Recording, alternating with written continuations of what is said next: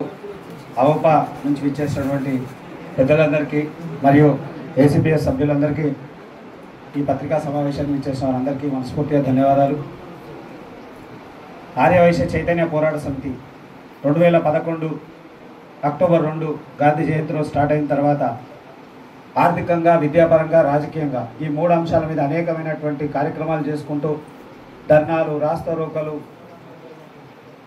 ఇది చేయలేదని కాదు, అసెంబ్లీ ముట్టడి వరకు చేసినటువంటి అనేకమైనటువంటి కార్యక్రమాల ఫలితమే మాకు కొంతమంది ప్రత్యక్షంగా పరోక్షంగా సహకరించడం.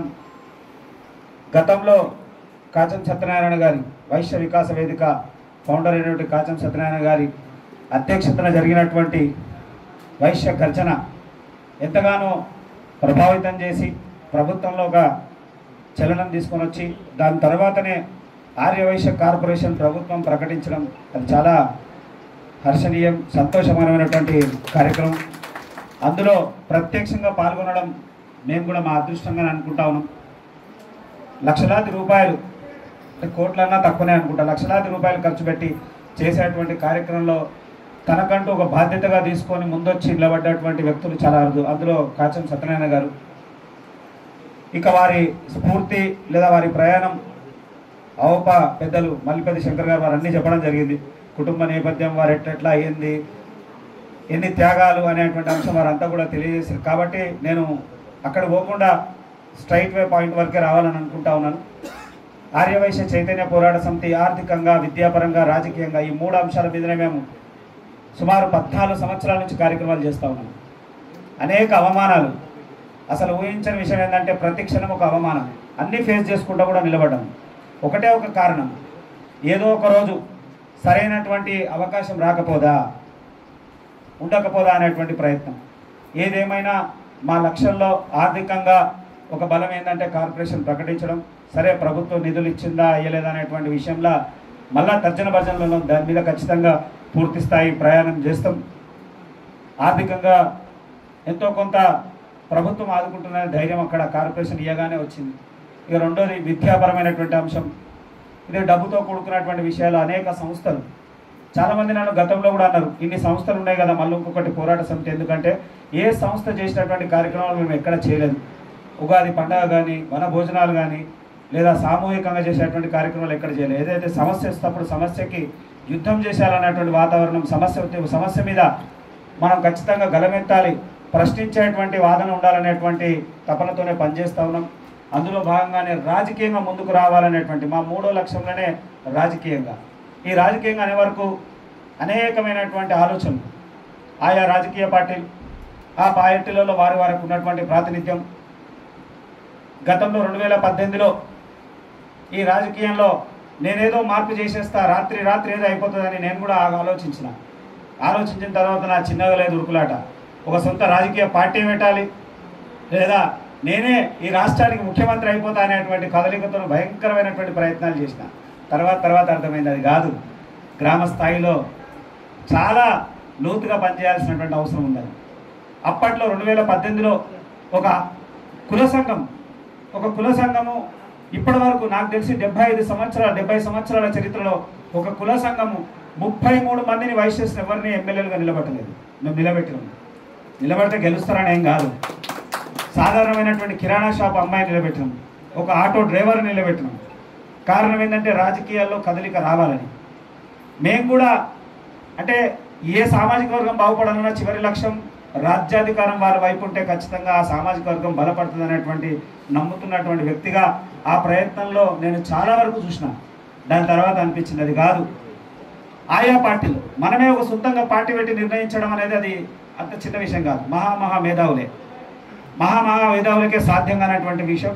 ఉదాహరణకు చిరంజీవి గారే అనుకుందాం, దేవేందర్ గౌడ్ గారే అనుకుందాం, విజయశాంతి గారే అనుకుందాం, అనేక మంది వీళ్ళంతా కూడా తెలంగాణ ఉద్యమమో లేదా ఇంకో లక్ష్యమో ఏదో లక్ష్యంతో తన సొంత రాజకీయ పార్టీని పెట్టి విస్తరించాలనేటువంటి ప్రయత్నం చేసినప్పుడు చివరి వరకు వారు సాధ్యంగా అన్నటువంటి విషయం. దానికి కూడా గల కారణాలు చాలా వ్యయ ప్రయాసాలు, డబ్బుతో కూడుకున్న విషయము.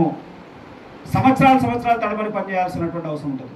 ఎప్పుడో కాంశీరామ్ గారు పెట్టినటువంటి పార్టీ చాలా సంవత్సరాల తర్వాత అధికారం రావడం, ఎప్పుడో బీజేపీ ఇప్పటిదాకా పెద్దలు వారు చెప్పినట్టు చెప్పారు, ఆర్ఎస్ఎస్, నేను కూడా ఆర్ఎస్ఎస్ మూలాల నుంచే భారతీయ నేను కూడా ఆర్ఎస్ఎస్ నుంచే ప్రథమ వర్ష ద్వితీయ వర్ష చేసి ఆ యొక్క మూలాల నుంచి వచ్చిన. ఎప్పటి నుంచో ప్రయత్నం చేస్తూ ఉంటాం. ఈ రాష్ట్రంలో ఇంకా బీజేపీకి అధికారం రాలేదు.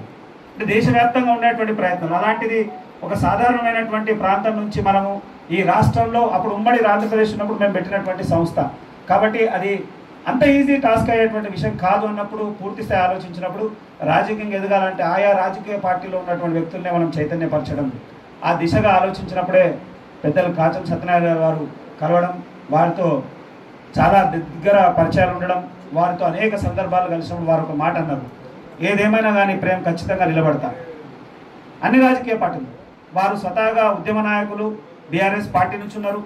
బీఆర్ఎస్ పార్టీలో ఉండే ఇప్పుడు ఆ పార్టీలో గత టీఆర్ఎస్ ఇప్పుడున్న బీఆర్ఎస్ ఆ పార్టీలో చాలా కీలకమైనటువంటి వ్యక్తి అయినా వారు ఒకటి అన్నారు, నేను పార్టీలకు అతీతంగా అన్ని పార్టీల మీద నిలబడతాను, కలిసి చేద్దాం, మన వయసులో రాజకీయంగా ఉనికిని తీసుకొచ్చేటువంటి ప్రయత్నం చేద్దాం, ఖచ్చితంగా మన సంఖ్య శాసనసభలో అసెంబ్లీలో మన సంఖ్యను పెంచే ప్రయత్నంలో నేను చాలా కీలకంగా ఉంటా అనేటువంటి ఆలోచన వారు తీసుకురావడం, గతంలో వైశ్య గర్జన నిర్వహించడం, ఇలా రాజకీయ రణబేరి నిర్వహించడం, వారికి మనస్ఫూర్తిగా మా ఏసీపీఎస్ తరఫున ధన్యవాదాలు తెలియజేస్తా ఉన్నాం.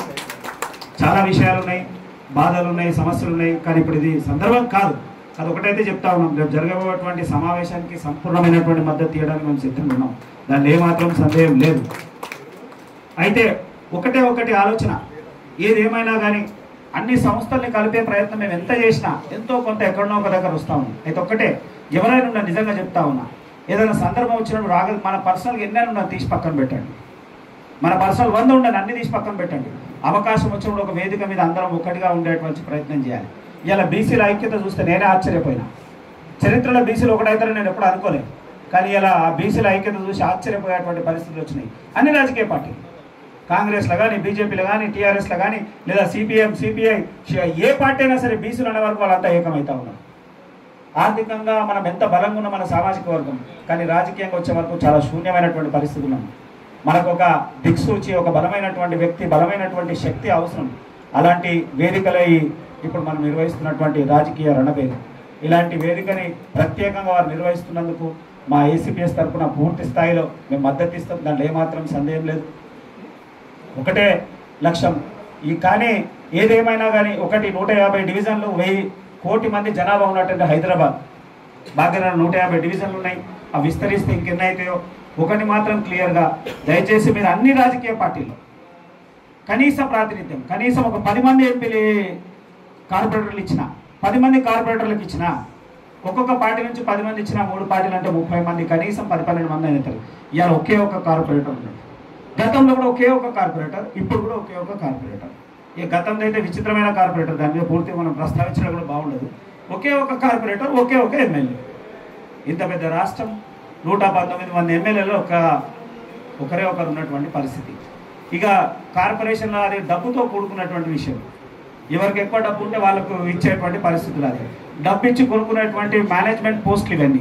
మేనేజ్మెంట్ కోటాలు ఎట్లయితే సీట్ కొనుక్కుంటారో మేనేజ్మెంట్ కోటాల తీసుకున్నట్టు కార్పొరేషన్ పదవులు, అవి ప్రజాప్రతినిధులకు వచ్చిన అంశం కాదు. ఒకటే చెప్తా ఉన్నాం, ఖచ్చితంగా మీ ప్రాంతాల్లో బలమైనటువంటి వాతావరణం తీసుకొచ్చేటువంటి ప్రయత్నం చేద్దాం. దానికి మేము ముందు వరుసలు ఉంటున్నందుకు ఈ అవకాశం కల్పించిన వారికి ప్రత్యేకంగా ధన్యవాదాలు తెలియజేస్తా ఉన్నాం. ఇప్పుడు మా రంగారెడ్డి జిల్లా అధ్యక్షులు సతీష్ గుప్తా గారు మాట్లాడాల్సిందే కోరుతా ఉన్నాం.